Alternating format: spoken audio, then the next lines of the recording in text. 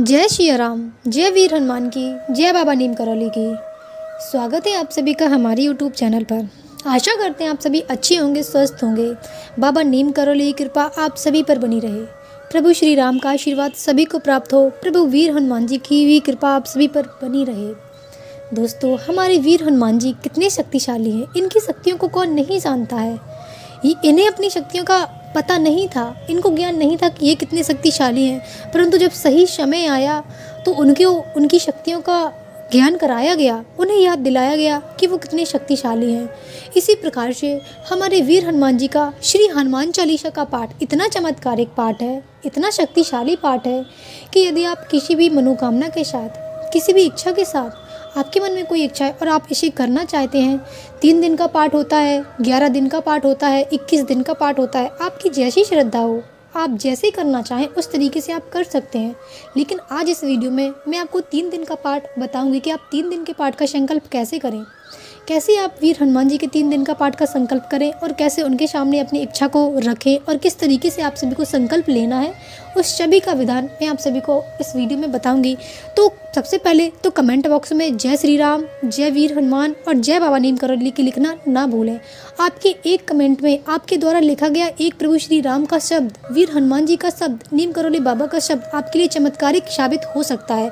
तो सबसे पहले तो कमेंट बॉक्स में जय श्री राम लिखना ना भूलें। अब आप सभी को बताती हूँ कि हनुमान चालीसा इतना शक्तिशाली है, ये पाठ इतना शक्तिशाली है कि यदि आप पूरे विश्वास के साथ इस पाठ को करते हैं, फिर आप किसी भी मनोकामना को लेके, यदि आपकी जो भी मनोकामना है उसका संकल्प लेके आप इस पाठ को 3 दिन तक कंटिन्यू, जैसा मैं बताऊंगी उस तरीके से करते हैं, तो आप सभी की इच्छा ज़रूर पूरी होगी। अब इसमें एक बात भी आती है, बहुत से लोग ऐसे हैं जो बोलते हैं कि हाँ, हमने 3 दिन का पाठ किया, हनुमान चालीसा का 3 दिन का पाठ किया और हमारी मनोकामना पूरी भी हो गई है। और कुछ लोग ऐसा भी बोलते हैं कि हमने पाठ तो किया लेकिन अभी तक हमारी मनोकामना पूरी नहीं हुई है। तो ऐसा नहीं है कि किसी की मनोकामना हनुमान जी पूरी करें और किसी की ना करें, परंतु आपने क्या सही तरीके से, सही ढंग से उस पाठ को किया, जो नियम है उस पाठ के वो आपने अपनाए, उन नियमों को पूरा किया। बस इतना ही फ़र्क हो जाता है। यदि आप पूरा विधि पूर्वक और नियमों के साथ इस पाठ को करते हैं तो मैं गारंटी के साथ बोल सकती हूँ कि आपकी जो भी मनोकामना है वीर हनुमान जी स्वयं पूरी करेंगे। और सबसे पहले तो मैंने हर वीडियो में आप सभी को बोला है कि विश्वास, अगर आप किसी भी आराध्य की पूजा करते हैं, आप किसी भी मनोकामना को लेके अपने इष्ट, अपने आराध्य को पूजते हैं, उनका विधि विधान से पूजन करते हैं, तो सबसे पहली बात आती है कि आपका विश्वास, आपके अंदर अपने आराध्य के प्रति कितना विश्वास है। अगर आपने संदेह के साथ पाठ किया कि पता नहीं इस पाठ को करने के बाद पूरी मनोकामना होगी या नहीं होगी, अगर संदेह आ गया, जहाँ संदेह होता है वहाँ कुछ भी संभव नहीं हो पाता है। और आप बिना संदेह के पूर्ण विश्वास के साथ कोई भी कार्य करें तो वो कार्य सफल जरूर होता है, फिर चाहे वो कार्य कोई सा भी कार्य हो। आप सभी को पता ही होगा कि माता सती ने भी भगवान पर संदेह किया था, प्रभु श्री राम पर संदेह किया था। इसी कारणवश भगवान शिव को उनका त्याग करना पड़ा, उन्होंने माता सती का त्याग कर दिया क्योंकि उन्होंने परमात्मा पे, उन्होंने प्रभु श्री राम पर संदेह किया था। और जब द्रौपदी का चीर हरण हो रहा था तब द्रौपदी एक हाथ से अपनी साड़ी को पकड़ी थी और एक हाथ से श्री कृष्ण को बुला रही थी, परंतु उनको संदेह था भगवान पे कि पता नहीं वो आएंगे और मेरी लाज बचाएंगे या नहीं। जब तक उनके मन में, जब तक उनके हृदय में संदेह रहा तब तक प्रभु आए नहीं।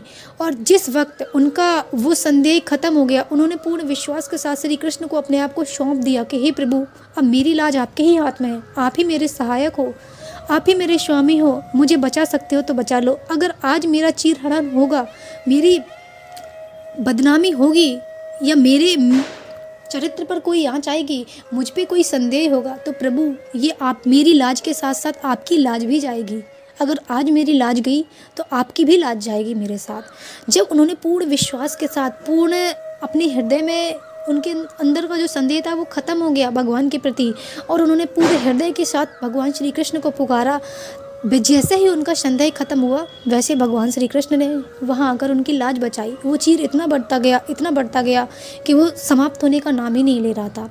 इस तरीके से जब आप संदेह करते हैं तो जब आपको संदेह होगा तो भगवान आपकी इच्छा क्यों पूरी करेंगे, क्योंकि आपको तो भगवान पे विश्वास ही नहीं है पूरा। तो सबसे पहले तो आप कोई भी पाठ करें, किसी भी आराध्य की पूजा करें, किसी भी मन्नत से, किसी भी इच्छा से आप किसी भी पूजा का विधान करने जा रहे हैं, तो सबसे पहले आपके हृदय में किसी भी प्रकार से कोई संदेह नहीं हो। संदेह नहीं हो। आप पूरे विश्वास के साथ, पूर्ण विश्वास के साथ, प्रभु के आशीर्वाद के साथ, पूर्ण विश्वास के साथ अपना जो आप कर रहे हैं उपाय, वो उपाय करिए। जब आप पूरे विश्वास के साथ उपाय करते हैं ना, तब भगवान भी आपकी सहायता करते हैं और आपकी जो भी मनोकामना इच्छा होती है, भगवान भी उसे पूरे करने में लग जाते हैं। इसलिए जब भी आप कोई भी पाठ करें, किसी भी मनोकामना को लेके पाठ करें, आप मानो शंकर जी का पाठ कर रहे हैं, किसी मनोकामना को लेके शिव जी का चालीसा कर रहे हो, उनका जो शिव उनकी स्तुति है शिव जी की वो कर रहे हैं, आप किसी भी मन्नत से कर रहे हैं, तो सबसे पहले अपने मन का संदेह हटा के करना। क्योंकि अगर मन में संदेह होगा तो फिर वो मनोकामना कभी पूरी नहीं होगी। और जिस दिन आपके हृदय से, आपके मन से वो संदेह हमेशा के लिए समाप्त हो जाएगा, भगवान आपकी हर इच्छा पूरी करेंगे। जिस प्रकार से द्रौपदी की लाज बताई थी, उसी प्रकार से आप सभी के कार्य संपूर्ण होंगे और आप सभी की भी लाज बचेगी। इसलिए संदेह नाम की चीज़ तो निकाल ही दीजिए। जब आप अपने परमात्मा के सामने बैठे, उनसे बड़ा कोई है संसार में? कोई भी नहीं है। उनसे बड़ा कोई नहीं है, उनसे शक्तिशाली कोई नहीं है। वो चाहें तो विधि का विधान भी पलट सकते हैं। इसलिए आप उन पे संदेह ना करें। अच्छा होता है, बुरा होता है, वो ब्रह्मा जी का लेखा होता है। ब्रह्मा जी जो लिख देते हैं वो तो होता ही है। इसलिए आप भगवान पे संदेह ना करें। आपके जीवन में क्या बुरे कार्य हो रहे हैं, क्या घटनाएं हो रही हैं, क्या दुख आ रहा है, इन सब पे संदेह मत करिए भगवान पे कि हम तो भगवान कितनी पूजा करते हैं, फिर भी भगवान हमें कष्ट दे रहे हैं। तो आपके जीवन में जो कष्ट लेके हैं वो आपको सहने पड़ेंगे। भगवान ने कष्ट सहे हैं, हमें भी सहने पड़ेंगे। भगवान चाहते तो कष्टों को ना सहते, परंतु उनका उद्देश्य ही यही था कि हाँ, जब उन्होंने मानव अवतार लिया तो उन्होंने, उनके जीवन में जो कष्ट आए उन्होंने सहा। उसी प्रकार से आपको भी अपने कष्टों को सहना पड़ेगा, परंतु ये नहीं है कि हार मान लो। अपने कष्टों के सामने अपने जीवन से हार मान लो।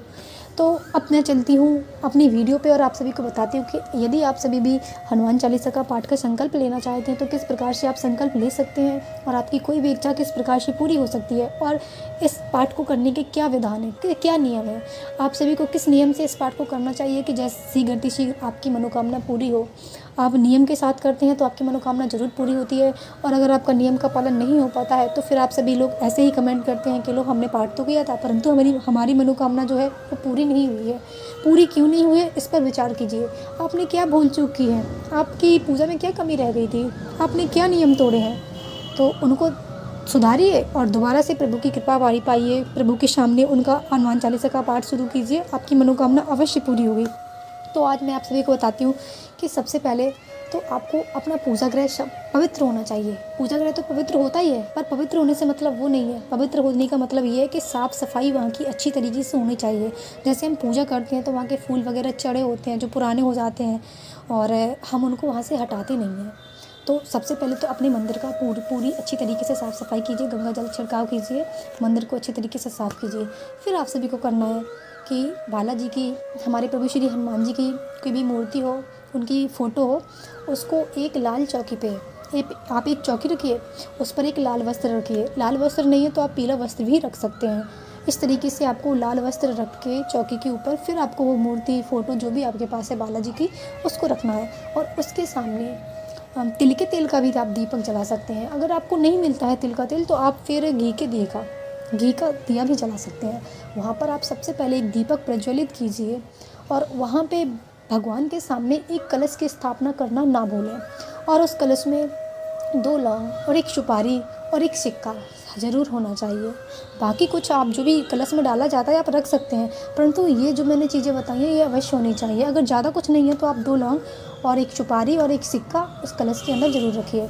और उसके बाद मैं ये भी बताऊंगी कि आपको सिक्के का और लौंग का करना क्या है। पूरी वीडियो को देखिएगा, इन सब का भी मैं आप सभी को बताऊंगी। और आपको वहाँ पे जब आप ये स्थापित कर लें, दिया प्रज्वलित कर लें, फिर आपको अपना एक संकल्प लेना है। जब भी हम किसी पूजा पाठ है या विधि विधान हमारे घर में होता है, शंकर जी वगैरह बनते हैं, कुछ भी होता है, तो पंडित जी से आपने देखा ही होगा कि वो हमें एक संकल्प कराते हैं।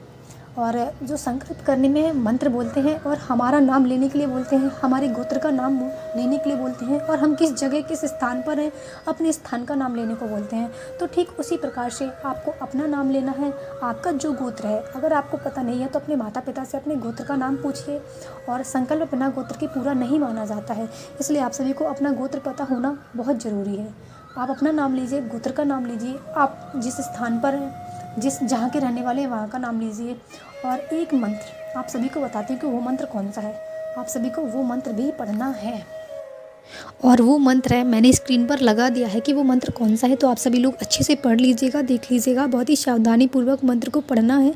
सबसे पहले तो आपको अपने हाथ में थोड़े से चावल और पुष्प लेने हैं, और आपको एक सिक्का भी लेना है। आप कोई भी सिक्का ले सकते हैं, आपका 1 रुपये का सिक्का भी आप ले सकते हैं, क्योंकि ज़रूरी नहीं है कि आप बहुत ज़्यादा पैसे लें, क्योंकि बिना पैसे के, बिना सिक्के के संकल्प अधूरा माना जाता है। तो आपका जो भी सामर्थ्य है आप उसके अनुसार अपने पैसे लीजिए, और जहाँ आपने अपने हाथ में वो चावल लिए हैं, पुष्प लिए हैं, तो वहीं आप पैसे भी रखिए। और फिर अपने जो आपका जल का पात्र है उससे अपने हाथ में छिड़काव कीजिए जल का, और संकल्प लीजिए कि हे वीर हनुमान जी, हे प्रभु श्री राम, हे बाबा नीम करौली, हमारी जो भी इच्छा है, आप अपनी इच्छा को बोलिएगा।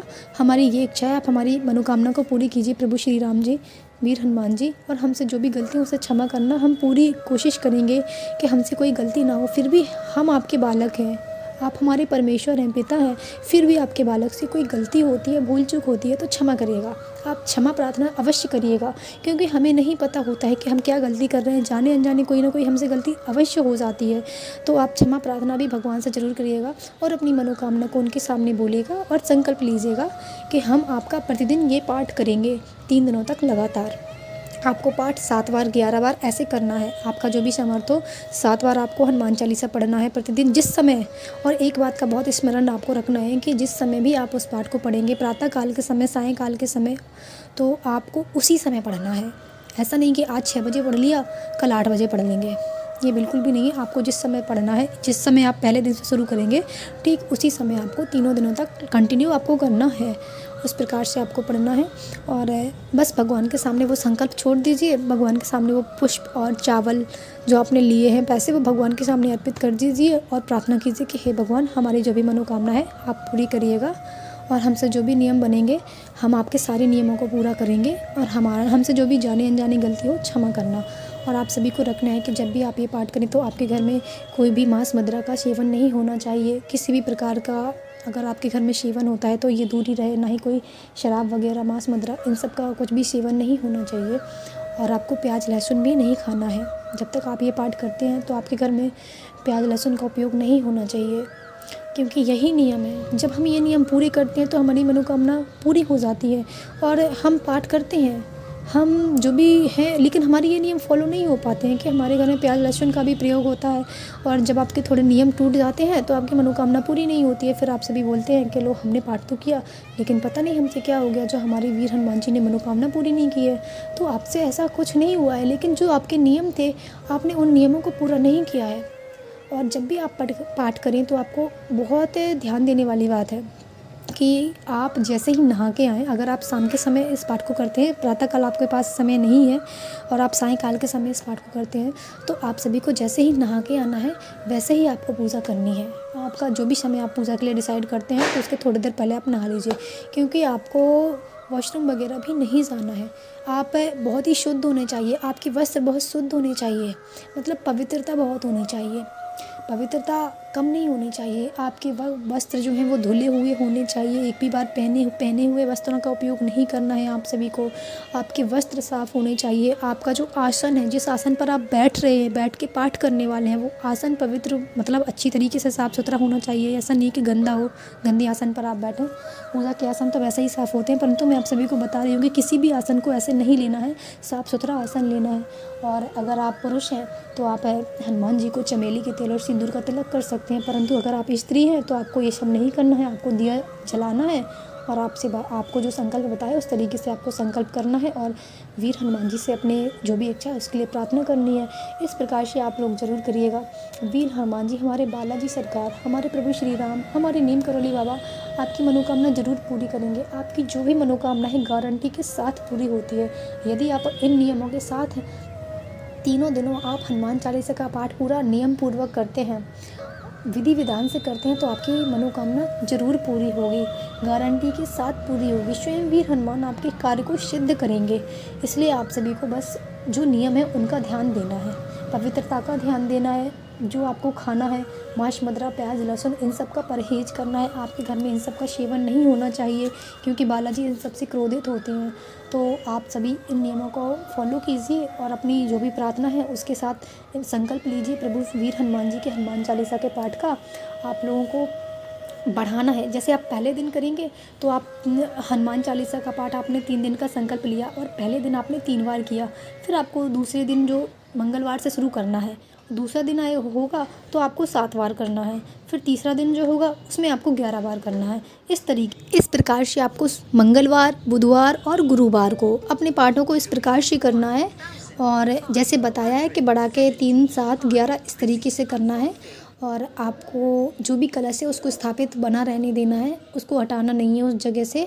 इस प्रकार से आप करिए और जब आपका पूरा पाठ हो जाएगा तो आपको जो भी दान आप कर सकते हैं, जो भी दान दक्षिणा कन्या को, ब्राह्मणों को कर सकते हैं वो करिए। मंदिर में जाके जो भी आपने संकल्प लिया था वो किसी मंदिर में जाके दान पेटी में डाल दीजिए। इस प्रकार से आपका संकल्प पूरा हो जाएगा। और जो लौंग है उसको आपको अपने पास रखना है।